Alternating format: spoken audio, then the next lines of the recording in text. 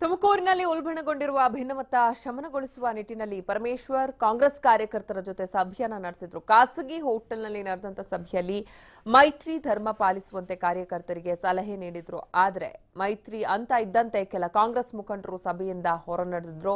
ಕೆಲವರು ಡಿಸಿಎಂ ಸಮ್ಮುಖದಲ್ಲೇ ಅಸಮಾಧಾನವನ್ನ ಹೊರಹಾಕಿದ್ರು. ಬಿಜೆಪಿಗೆ ಬೇಕಾದ್ರೆ ಮತ ಹಾಕ್ತೀವಿ, ಜೆಡಿಎಸ್ಗೆ ಮಾತ್ರ ಮತ ಹಾಕೋದಿಲ್ಲ ಅಂತ ಹೇಳಿದ್ರು. ಸಭೆ ಬಳಿಕ ಮಾತನಾಡಿದ ಡಿಸಿಎಂ ಪರಮೇಶ್ವರ್, ತುಮಕೂರು ಜೆಡಿಎಸ್ ಪಾಲಾಗಿರೋದ್ರಿಂದ ನನಗೆ ಮುಖಭಂಗ ಆಗಿಲ್ಲ. ದೇವೇಗೌಡರೇ ಸ್ಪರ್ಧೆ ಮಾಡ್ತಾ ಇರೋದ್ರಿಂದ ನಮಗೆ ಬೇರೆ ದಾರಿ ಇಲ್ಲ. ಹೀಗಾಗಿ ನಾವು ಮೈತ್ರಿ ಪಕ್ಷದ ಅಭ್ಯರ್ಥಿಗೆ ಬೆಂಬಲ ನೀಡಬೇಕಾಗಿದೆ ಅಂತ ಹೇಳಿದ್ರು. ಅಲ್ಲದೆ ಬೆಂಬಲ ನೀಡುವಂತೆ ಮಾಜಿ ಶಾಸಕರಾಗಿರುವಂತಹ ಕೆಎನ್ ರಾಜಣ್ಣರಿಗೂ ಮನವಿ ಮಾಡ್ತೀನಿ ಅಂತ ಕೂಡ ಹೇಳಿದ್ರು.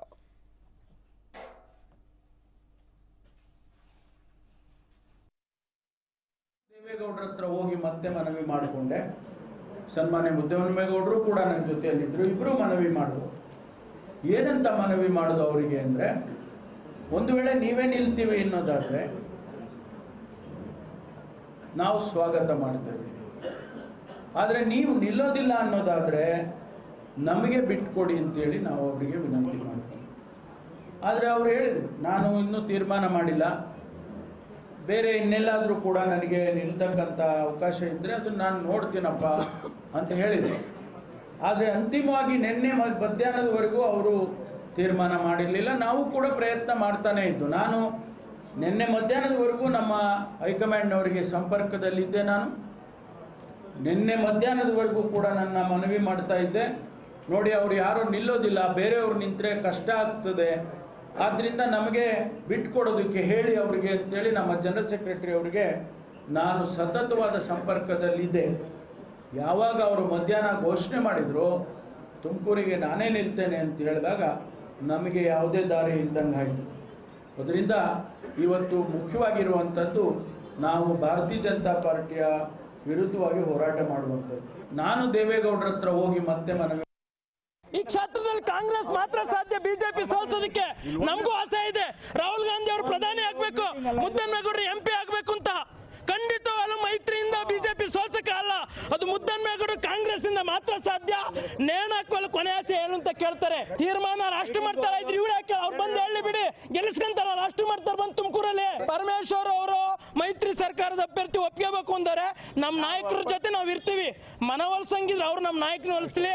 ನಮಗೆ ಮುದ್ದಹನುಮೇಗೌಡರು ನಾಯಕರು, ನಾವು ಕಾಂಗ್ರೆಸ್ಸೇನೆ. ಆದ್ರೆ ಮುದ್ದಹನುಮೇಗೌಡರ ಕೈಲಿ ಕಾಂಗ್ರೆಸ್ನಿಂದ ಮಾತ್ರ ಬಿಜೆಪಿ ಸೋಲ್ಸಕ್ ಸಾಧ್ಯ. ಇಲ್ಲಾಂದ್ರೆ ಬಿಜೆಪಿಗೆ ಅನ್ಯಾಯವಾಗಿ ಸೀಟ್ ಬಿಟ್ಕೊಡ್ಬೇಕಾಗುತ್ತೆ. ಇವತ್ತು ಮೈತ್ರಿ ಆಗಿರೋದು ಕಾಂಗ್ರೆಸ್ ಪ್ಲಸ್ ಆಗ್ತಾ ಇಲ್ಲ. ಜನ ಮಾತಾಡ್ತಿದ್ದಾರೆ, ಒಂದು ಕುಟುಂಬದಲ್ಲಿ 3 ಸೀಟ್ಗಳು ಕೊಟ್ಟರು, ಇಲ್ಲಿ ತುಮಕೂರಿನಲ್ಲಿ ಬಂದು ಅನ್ಯಾಯ ಒಬ್ಬ ಸಜ್ಜನ MP ಹಾಳು ಮಾಡಬೇಕು ಅಂತ ನಾನು ಬಾಯಿ ಮುಚ್ಚಿಸ್ಬೋದು, ಲೀಡರ್ಗಳು ಬಾಯಿ ಮುಚ್ಚಿಸ್ಬೋದು, ಪಕ್ಷದಲ್ಲಿ ಜನರು ಬಾಯಿ ಮುಚ್ಚಕ್ಕಲ್ಲ. ನಮ್ಮ ಮುದ್ದಹನುಮೇಗೌಡರ ಕೈಲಿ ನಾನು ನಾಮಪತ್ರ ನಾಳೆ ಸಲ್ಲಿಸ್ತೀವಿ.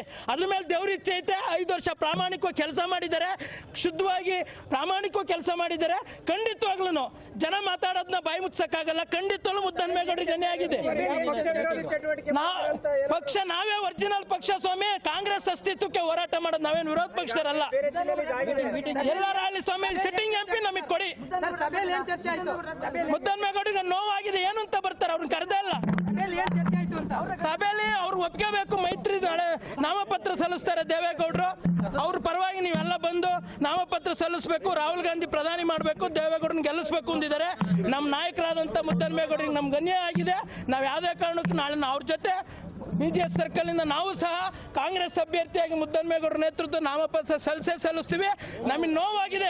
ನಮಗೆ ಒಬ್ಬ ಜನನಾಯಕನ ಬಲಿ ಕೊಡೋದಕ್ಕೆ ನಾವು ಬಿಡೋದಿಲ್ಲ. ಪ್ರಜಾಪ್ರಭುತ್ವ ವ್ಯವಸ್ಥೆಯಲ್ಲಿ, ಆಂತರಿಕ ಪ್ರಜಾಪ್ರಭುತ್ವದಲ್ಲಿ